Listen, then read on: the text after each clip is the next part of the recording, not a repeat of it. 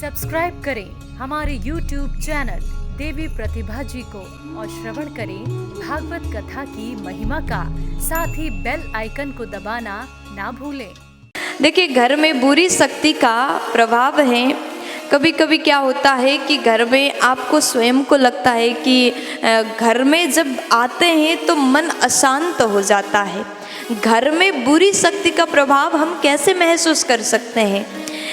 घर में हमें रहने का मन नहीं करेगा। जब बाहर हैं तो माइंड फ्रेश है, घर में आए तो एकदम से सिर दर्द होने लगा, मन अशांत है। घर में बार बार लड़ाई होती है, छोटी छोटी बात पर लड़ाई झगड़ा मचता है। तो ऐसे हम अनुभव कर सकते हैं कि घर में नेगेटिव एनर्जी है, घर में बुरी शक्ति का प्रभाव है। तो इस विषय में हम चर्चा करने जा रहे हैं, कितना बड़ा महिमा है समी के लकड़ी और समी का पत्र का। भगवान शंकर को आप पूजा करके आप भोले बाबा को समी के पत्र भी चढ़ा सकते हैं। समी के लकड़ी से घर में हवन किया जाता है। तो अगर घर में आपके घर में भी गलत शक्ति है, नेगेटिव एनर्जी आप फील कर रहे हो, तो आप कुछ मत करिए। आपके नया घर बना, गृह प्रवेश हो रहा है, तो इस समय आपको ध्यान देना चाहिए। और मैं निवेदन करना चाहती हूँ, जितने लोग यहाँ सुन रहे हैं, घर बनाने का नियम है, कैसे मकान बनाना चाहिए और कैसे गृह प्रवेश हमें करना चाहिए। अगर आप गृह प्रवेश के दिन में जिस समय आपने गृह प्रवेश के लिए निकाला, पहले तो मुहूर्त देखिए कौन सा बढ़िया समय है, ऐसे समय में ही गृह प्रवेश करें।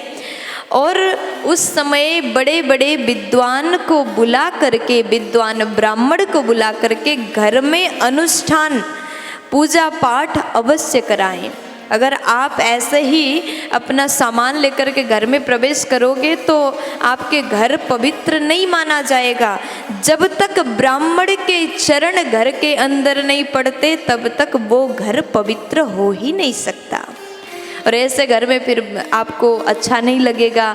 फिर दो साल बाद, 4 साल बाद, जब फैमिली में पूरे सदस्य धीरे धीरे कोई बीमार रहने लगा, उस घर में रहने पर अच्छा नहीं लगता, फिर आप सोचोगे कि हमारे घर में पता नहीं क्या है, कहीं प्रेत भूत बाधा तो नहीं, ऐसे आप सोचने लगते हो।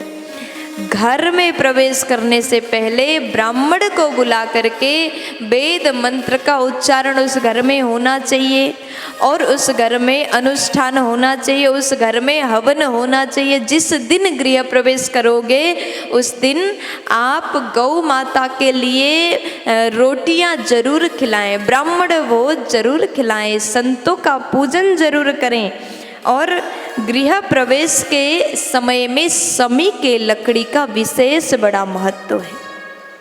घर को बुरी नज़र से बचाने के लिए, घर में गलत एनर्जी ना आए, नेगेटिव ऊर्जा ना आए, इसलिए समी के लकड़ी का हवन किया जाता है।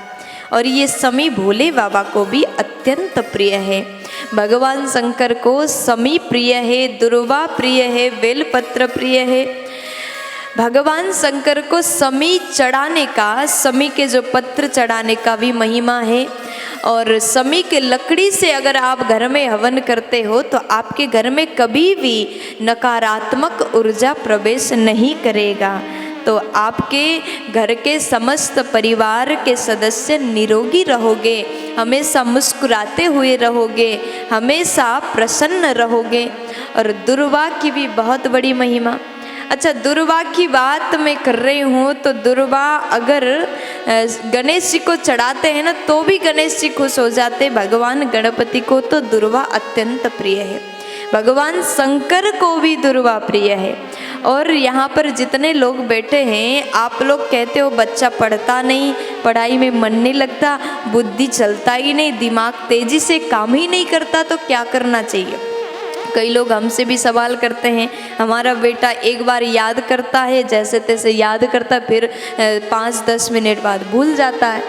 पढ़ाई करके एग्ज़ाम देने स्कूल गए, एग्ज़ाम करने बैठे, एग्ज़ाम देने जैसे बैठे तो पूरी बात भूल गए, जितना अध्ययन करके गए थे सब भूल गए। तो आप नियम बनाओ, अपने बालक को दुर्वा का रस अवश्य पिलाओ। एक गिलास दुर्वा का जो जूस होता है ना, दुर्वा का रस, कम से कम हफ्ते में एक बार तो पिलाना चाहिए। ऐसा करने से क्या होगा? आप कहोगे दुर्वा भी कोई पीने का चीज़ है?